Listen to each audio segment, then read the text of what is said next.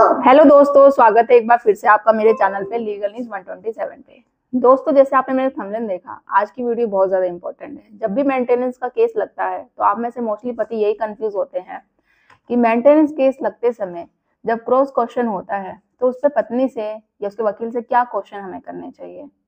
क्योंकि जब ये क्रॉस जो एग्जामिनेशन होता है ना, किसी भी केस की ना रीढ़ की हड्डी होती है। जब इसमें आप जीत जाते हैं ना, तो समझ लो मेंटेनेंस आपका ऑटोमेटिकली खत्म ही हो जाएगा, या फिर आप जैसा चाहते हैं कि कम से कम हो जाए तो वो हो जाएगा। तो ये बहुत ज्यादा इंपॉर्टेंट होता है मेंटेनेंस केस में क्रॉस क्वेश्चन करते समय आपको क्या प्रश्न है जो पत्नी से और उसके मायके वालों से पूछना चाहिए।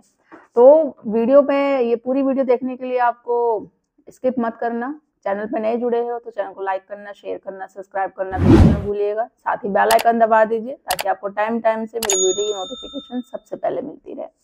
तो चलिए स्टार्ट करते हैं पूरी वीडियो को बिना वक्त जाया किए हुए। और आपके फ्रेंड सर्कल में हो, रिलेटिव में हो, जहां तक भी हो, जो भी अभी इस वक्त पीड़ित है, चाहे आप एक सास ससुर है, माता पिता है, या आपके घर में आपका भाई हो, कोई भी हो, कोई ऐसा गलत इंसान शख्स आ जाता है, चाहे वो महिला हो या पुरुष, तो उस इंसान से कैसे छुटकारा पाया जाए। ठीक है, तो जबरदस्ती देखो रिश्ता नहीं चलता है, जबरदस्ती चलाने का कोई फायदा नहीं होता, जबरदस्ती किसी के साथ रहने का कोई फायदा नहीं होता है। तो बेस्ट है कि उस रिश्ते को ही खत्म कर दिया जाए। नहीं तो हमेशा अगर छोटी मोटी कोई नोक झोंक है, देखो हर एक रिश्ते में होती है, इतनी कोई बड़ी बात नहीं हुई है, कोर्ट कचहरी में नहीं जा चुके हो तो आप एक रिश्ते को अपने चांस दो। वरना एक बार कोर्ट कचहरी जाने के बाद आप उन लोगों से पूछो जो हजारों की तादाद में डेली कोर्ट में चक्कर काटते रहते हैं, और मिलता क्या है? कुछ नहीं, सिर्फ निराशा हाथ में पहुंचती है, और ऐसी निराशा कि लास्ट में वो इतना बेबस हो जाते हैं कि कुछ गलत कदम उठाने को मजबूर हो जाते हैं। तो मैं ऐसा बिल्कुल नहीं चाहूंगी। मैं तो हमेशा आप लोगों को पहले यही एडवाइस देती हूँ कि आप लोग अपना घर बसाओ। नहीं तो फिर निराश होने की फिर भी जरूरत नहीं है, अलग होने के आप लोगों के पास बहुत सारे ऑप्शन है जो अपने चैनल के माध्यम से मैं हमेशा आपको बताती रहती हूँ।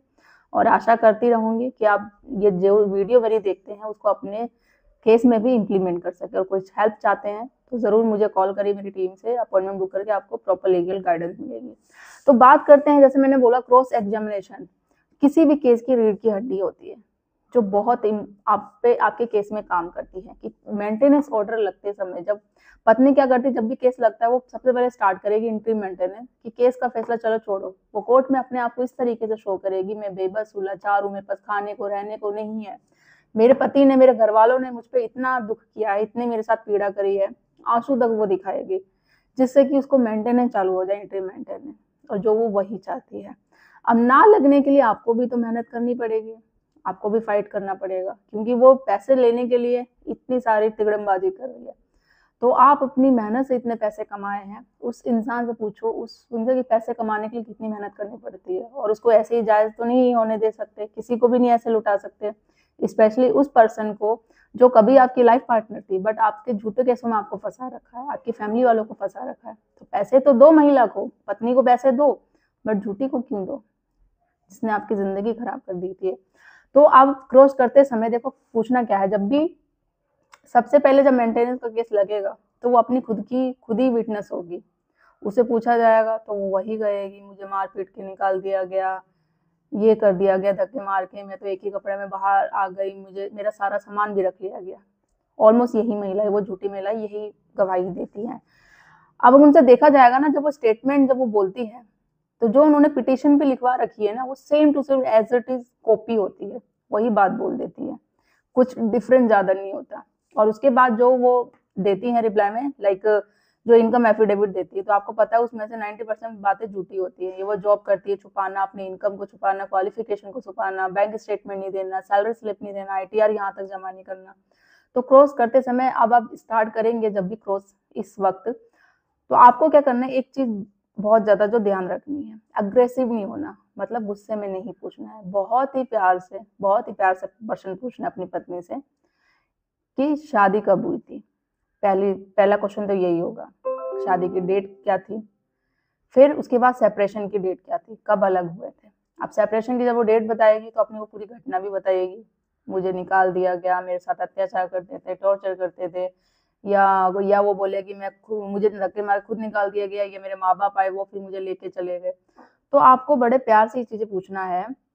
जब वो घटना बताती है तो आप कैसे गई, देखो ऐसी चीज होगी, अगर आप धक्के मार के निकालोगे कैमरा, तो आप में सीसीटीवी बाहर की में सबके ही गंदे हैं, ऐसा कोई नहीं होता, ये कैमरे हर जगह लगवा गए हैं।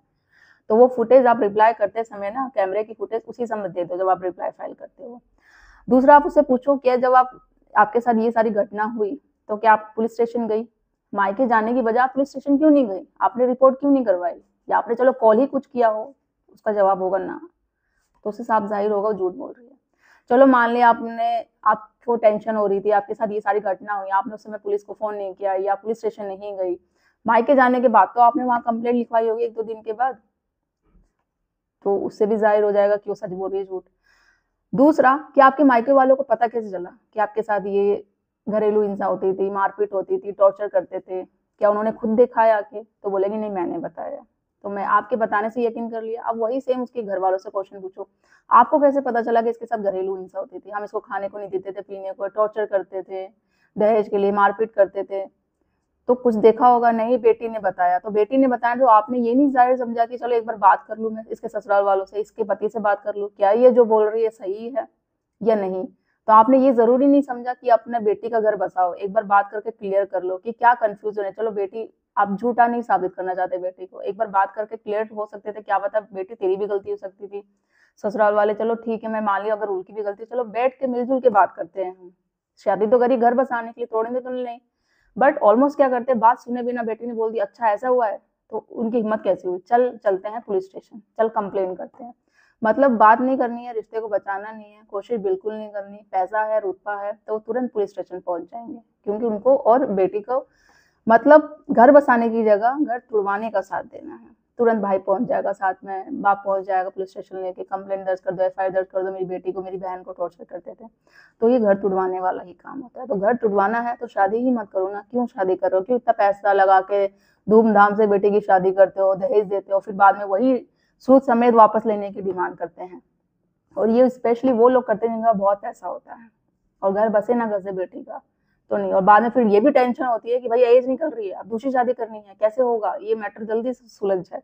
तो ऑलमोस्ट यही देखने को मिलता है सबका, माना जाए ऑलमोस्ट तो सेम ही केसेस होता है, बस कुछ कुछ डिफरेंस होता है। तो ये हो गया सेपरेशन पे जो आप क्वेश्चन सवाल क्रॉस करते समय पत्नी से और उसके मायके वालों से पूछ सकते हैं, तो खुद ही दूध का दूध पानी का पानी क्लियर हो जाएगा।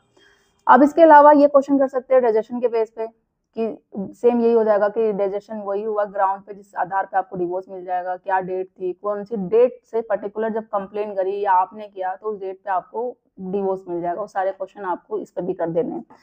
आप फाइनेंशियली बात करें जो क्वेश्चन करेंगे कि भाई उसकी इनकम वो छुपा रही है, क्वालिफिकेशन छुपा रही है, बैंक स्टेटमेंट क्यों छुपा रही है, तो उस चीज पे ही जब क्रॉस क्वेश्चन करते हैं ना, तो इसी वक्त आप फर्जरी का भी केस कर सकते हैं। आप उसमें इनकम एफिडेविट झूठा करने के लिए कि उसने छुपाया है, स्टेटमेंट क्यों नहीं दी आपने, उसी समय अंडरटेकिंग ले लो, तो वो बोल दे कि हाँ मैंने नहीं दी, तो ना देने का रीजन भी पता चल जाएगा, ये जानबूझ के छुपाना चाह रही है वो सिर्फ मेंटेनेंस पाने के लिए, तो सारी चीजें क्लियर हो जाएगी।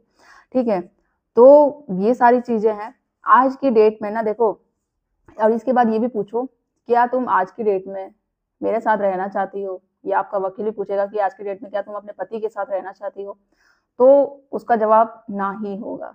ना ही होगा तो पता चल जाएगा। देखो, पति तो रखना चाहता है, वो आज भी एग्री है साथ रखने के लिए, पर पत्नी मना कर रही है, और रीजन, और इसके अलावा हाँ जैसे कि मेडिकल वो बोलती है प्रूफ, तो मेडिकल का भी मांगो कि आपने मेडिकल करवाया होगा, कोई चोट निशान, भाई गंभीर आपको चोट लगी होगी, मेडिकल तो होगा, कुछ भी होगा तो नहीं, और मना कर रही है, और किसी चीज को साबित वो कर ही नहीं पाई, सेपरेशन के बेस पे भी, डाइजेशन के ग्राउंड पे भी, मेडिकल वगैरह कोई पुलिस कंप्लेंट कुछ भी नहीं है उसके पास। इससे साफ जाहिर हो जाएगा कि वो झूठ बोल रही है।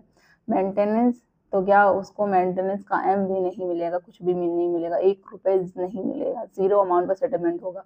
और इसके अलावा अगर आप, जैसे आपको पता है कि आपकी पत्नी का और कहीं रिश्ता अडल्ट्री के ग्राउंड पे, तो वो भी आपको पता है, आप कंफर्म हो, प्रूव नहीं है भले, ठीक है, प्रूव होता है तो उसे साबित करो, इससे ये होगा कि आपको मेंटेनेंस देने की जरूरत नहीं पड़ेगी, और साथ ही साथ आपका डिवोर्स भी हो जाएगा, और ना ही एलिमनी देने की जरूरत पड़ेगी।